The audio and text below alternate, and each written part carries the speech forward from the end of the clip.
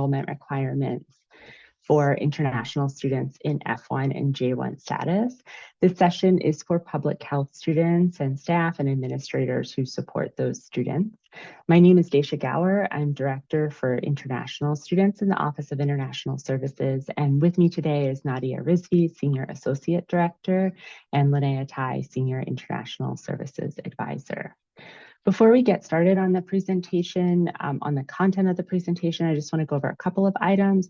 We are recording this session today, so we can share the link out later. So please note that this info is up to date as of today, October 23rd, 2024.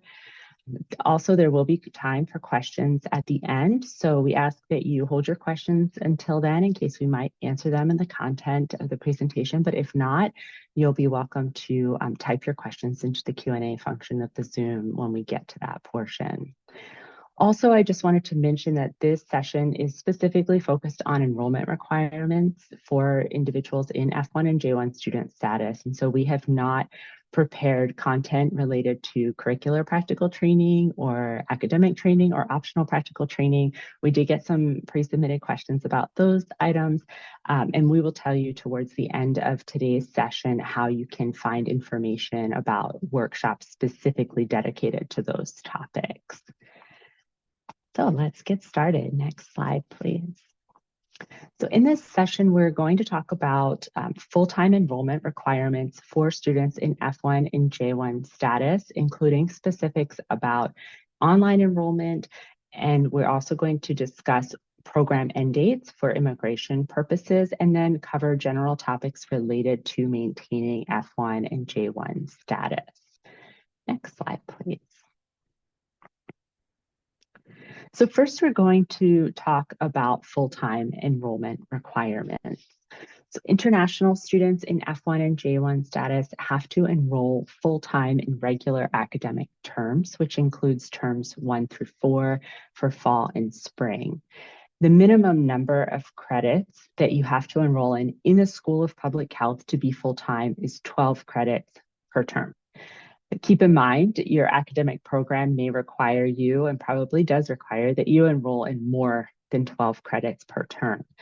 But for the purposes of maintaining F1 or J1 status, we're actually looking at 12 credits, which is the minimum number to be a full-time student in the school. One thing to note is that you can audit classes, but those classes that you audit would not count towards your full-time enrollment requirement because you're not receiving academic credit for those classes. You must also stay enrolled for the full-time for the duration of each term to maintain your visa status. So that means dropping below full-time enrollment at any point within a term would be problematic for your immigration status unless you're eligible for an authorization to drop below full-time, which we're going to talk about in the next slide. Summer term, let's go back just a Thank you.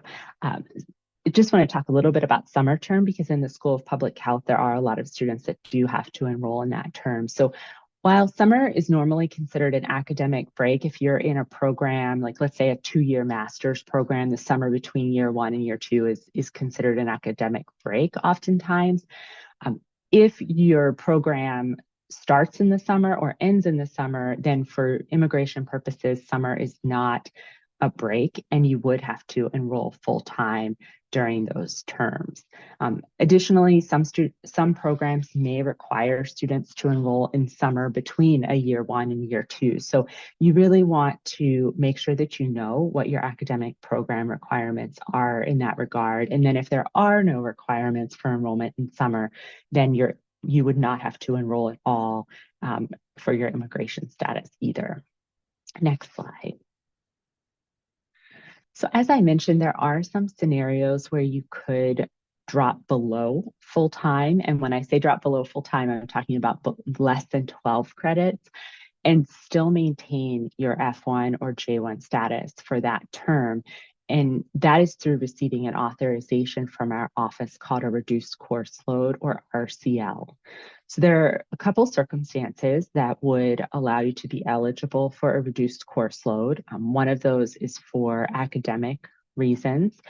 And that would have to occur in the first term of your program, and we would need supporting documentation from your academic advisor about the academic reasons necessitating that you drop below 12 credits. Additionally, a reduced course load can be authorized for medical reasons, and in that case, you would need to provide supporting documentation from a U.S. medical professional. And then finally, you can request a reduced course load authorization in your final term of your academic program if you need less than 12 credits to complete your program requirements. So that's probably the most common scenario where students will request a reduced course load. Important things to know about the reduced course load process is that you need to request the reduced course load before you actually drop below full time. You'll submit the reduced course load request through iHopkins, just like you submit any other F1 or J1 request, and you can find additional information about that process on the OIS website.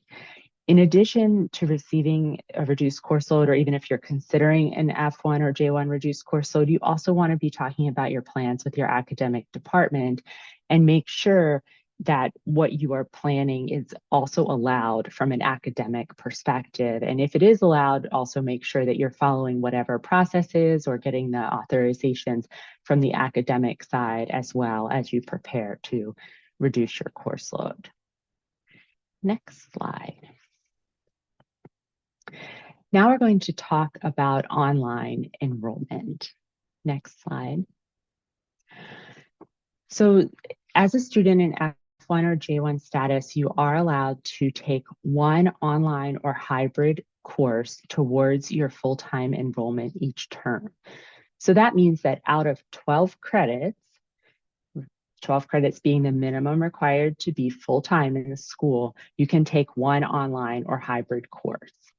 Once you meet that requirement, you can take additional online or hybrid courses, as many as you like, really. And we'll go over a number of examples in the following slides. I know this is a little tricky because we are just talking about 12 credits here. One thing to keep in mind is if you do receive a reduced course load authorization, like we just discussed, and you're only going to be taking one course in a particular term with that reduced course load authorization, that one course does have to be in person. You cannot just be enrolled in an online or hybrid course. Also, research courses, practicum courses, independent study courses, they are typically considered in person, but you do want to make sure that they are set up as in-person courses in SIS when you're registering for that course. So you want to double check what the course modality is. Whenever we're looking at course loads, determining compliance for F1 or J1 status, we are going to rely on SIS and how the course is documented there, because that's the official system of record for student data. Next slide, please. So the online course allowance is a little tricky sometimes for a couple of reasons. Number one, because oftentimes you're taking more than 12 credits. So you're taking well beyond the minimum number of credits required to be full-time. And because the number of credits in courses in the School of Public Health can vary widely. I've seen as small as half a credit for a course, and I don't know what the maximum is. Maybe it's 12 credits or something, but there is such variation there that we want to give you some examples to hopefully help explain this a little bit better. So on the next few slides, we're going to show you some course loads that are compliant as indicated with a green check mark, or that are not considered compliant for F1 and J1 purposes, and that's indicated with that red X mark. So we'll start with two really basic illustrations of this. So the top illustration here is a full-time course load of 12 credits, and the student is taking one 3-credit course in this term. And so out of their 12 credits, they have one 3-credit online or hybrid course. And then everything else, all of their other courses are in person. So this does meet the requirement that you can count one online or hybrid course towards those 12 credits. So that's why there's a green check and this course load is considered compliant. The one below that, this student is taking two credit online courses out of 12 credits. So then all of their other courses are in person, but to have 12 credits total, they are counting 2 online courses towards those 12 credits. So that is not going to be compliant, and this student would need to make a change in order to have a compliant course load. So for example, probably the most obvious change, they'd have to check with their department, see if this is possible, but it would be to change one of those 2 credit courses that's online to an in-person course. And then they would only have one online or hybrid course out of those 12 credits. So let's take a look at some more examples on the next slide. So this example here is also a relatively straightforward one because this student is enrolled in 12 credits, and each bullet point that you see here represents a course and the number of credits and the modality of that course, in person or online hybrid. So this student is taking 4 courses total. Each course is 3 credits, so they're enrolled in the minimum number required to be full-time, which is 12, and they only have 1 online or hybrid course. So this course load is compliant, so it gets a green check. For the next example, this student is enrolled in just 12 credits, so they're meeting the minimum. They're just meeting the minimum required to be full-time. Each course is 3 credits, and they have 4 of those. However, they have 2 online or hybrid courses. So this is similar to the last example we looked at that's not compliant because this student has to count 2 online courses towards their 12 credits. So they would have to make a change in order to become compliant for F1 and J1 purposes. Now this example, this might be more closely aligned with what a typical course load looks like for a student in the School of Public Health. There are more than 12 credits in this example. And so the easiest thing, or I find the easiest thing to do, is to count up all of the credits that are in person. So this student has 13 in-person credits. And so that's not at all counting those bottom 2 classes. They already are in 13 credits, which means they're already meeting the minimum requirement to be full-time, just 12 credits. And they don't have any online classes as part of that. So they are fine. They've met that minimum enrollment requirement, and then they can take additional online or hybrid classes. So those 2 online hybrid classes at the bottom are not a problem because they've already satisfied the minimum requirements for online classes. So Nadia is going to take us through the rest of the slides. So I'm going to pass it over to Nadia now. Thank you. Thank you so much, Stacia. So I wanted to share some more examples of enrollment to help understand how to count your on-campus, in-person courses, and your online courses to determine if you are in compliance. So we also understand that there are many 0.5 credit courses and 1 to 2 credit courses offered at Bloomberg. So hopefully these examples make sense to you all. And again, as Stacia mentioned, the easiest method is to add up your in-person credits first. So in this example, you add up the in-person courses. If you can do some mental math really quickly, it equals 13 in-person courses, in-person credits. And you can stop there. At this point, the student has met their full-time enrollment requirement with their in-person courses, and they can take an excess credit online or in a hybrid modality. So this option was correct. Sorry, did that go back? Sorry about that. Great. And so in the next example, the student is taking 12 credits. They have taken 8 in person, and we can remember only count 1 online class towards the requirement. And so if we count the online class with the most credits, that's 2, 8 plus 2 is 10. And so we're not able to consider this course load compliant because again, you can only count 1 online course. You can't count the other online courses towards the full-time requirement. And just one more example for you. In this case, the student is taking 3 credit in-person courses, and one online course of 5 credits. So again, we can count that one online course towards the full-time requirement of 12. And so these 9 credits plus the online one course of 5 credits allows the student to meet their full-time enrollment requirements.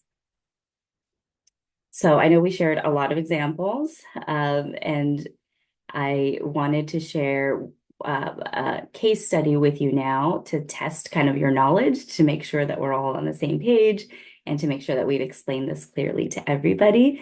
So I'll read over this case study, and once I do that, we'll actually ask you some questions via a poll, and I'll give you some time to answer that poll, and you'll see it on your screen. So in this case, Gabby has a meeting with their academic advisor to plan out enrollment for term 2.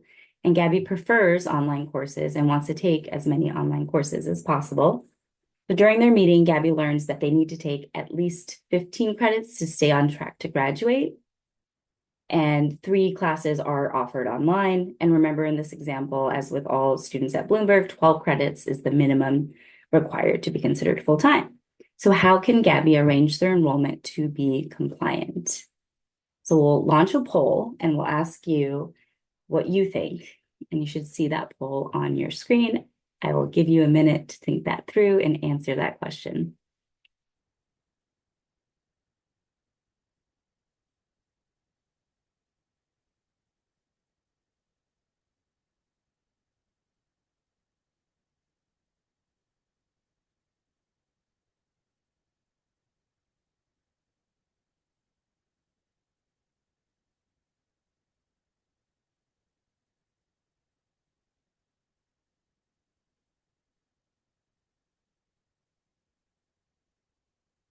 Hopefully you're able to see that poll question. Just put your answers in. It's okay if you're not exactly sure. The answers are actually anonymous, and it'll just help me understand where we're at with understanding the enrollment requirement.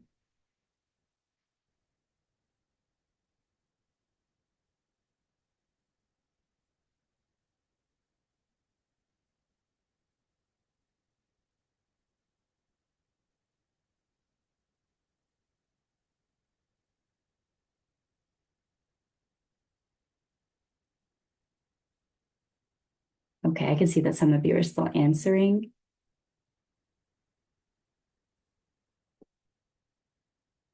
Let's give it a few more seconds.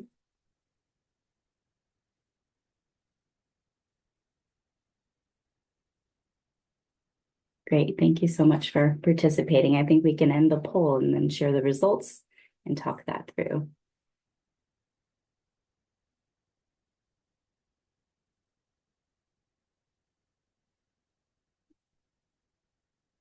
Okay, so this is what Gabby could do to arrange their schedule. Again, we can only count one online class towards the full-time requirement. So in this example, they can take 3 credit courses for 9 credits in person and count one online 3 credit course towards the full-time requirement. And then in excess of that can take additional online credits.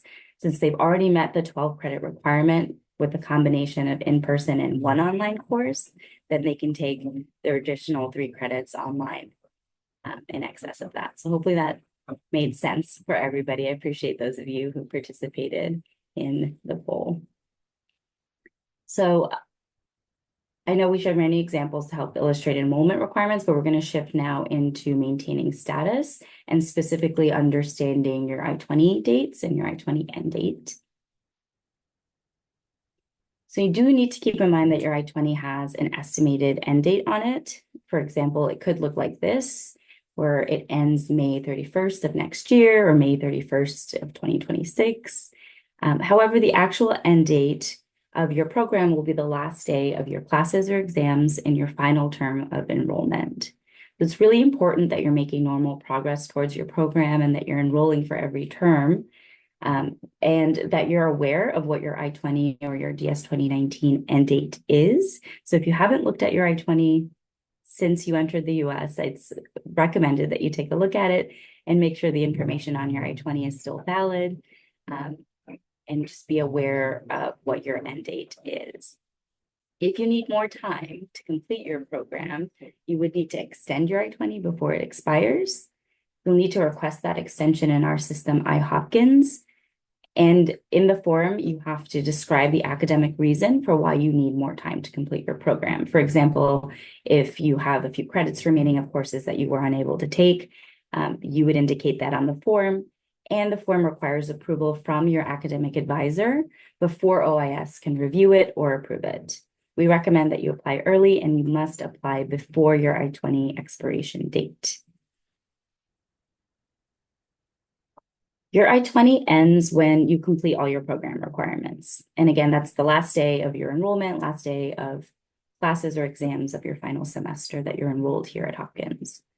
After you complete your program, you have a 60-day grace period to either remain in the US, some students choose to apply for OPT, or to transfer to another program.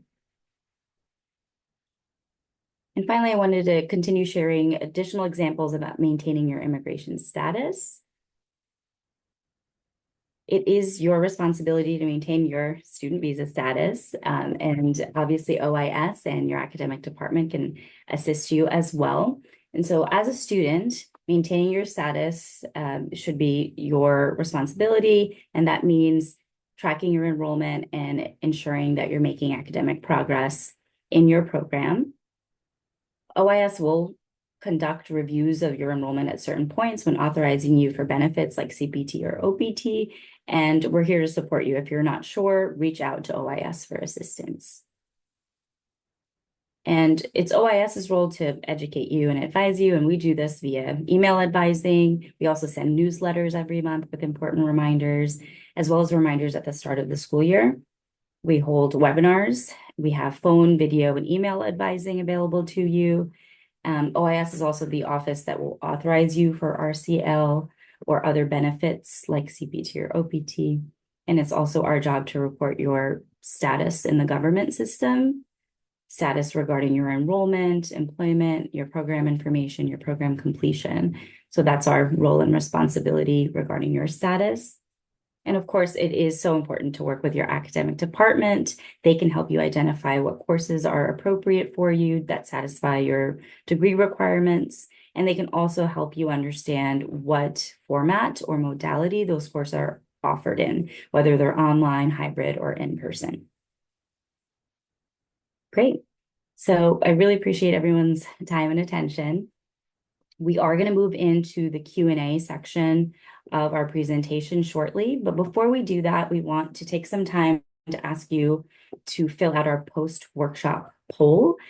This is an anonymous survey so that we can gauge how helpful the session was to you and so that we can improve in the future.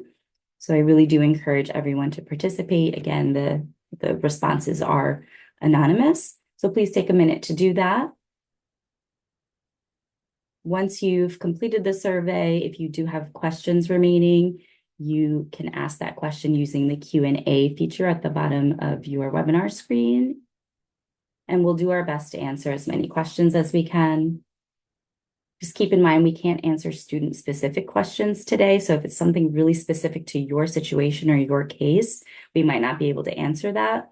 And I'll encourage you to reach out to us and contact us. I'll share that contact information right now. And please feel free to continue doing that survey. I just wanted to share with you our website link in case you haven't looked at it recently. All the information we covered today is on our website. This is an important resource for you, ois.jhu.edu. If you have questions that we can't answer today, I recommend taking a look at that website. You can always email us. We have phone advising hours as well, weekdays from 1 to 4 p.m., except for Wednesdays. We also have video advising available by appointment for any complex questions that you might have about your situation on Tuesdays and Thursdays from 9 to 12. This QR code that you see on the right-hand side of your screen actually lists our next available workshops. I know that many of you might have questions about CPT or OPT or traveling even, and we actually have workshops dedicated to all of those topics. So please take your phone out and scan the QR code. This will direct you to our list of upcoming webinars and how you can register. We have an OPT workshop actually this Friday, the 25th. We have a CPT workshop next month on November 6th. And we have a travel workshop on November 20th. So if you have any questions related to that, I recommend taking a look at our website and attending those webinars. Great, thank you so much for your attention. Please continue to fill out that survey if you haven't already. And now we'll turn it over to Linnea to ask us questions from the Q&A. Thank you. And for anyone that's watching this recording at a later date, this is where we're going to stop the recording. So please just reach out to us by one of these options on the screen, and we'll be happy to answer your question.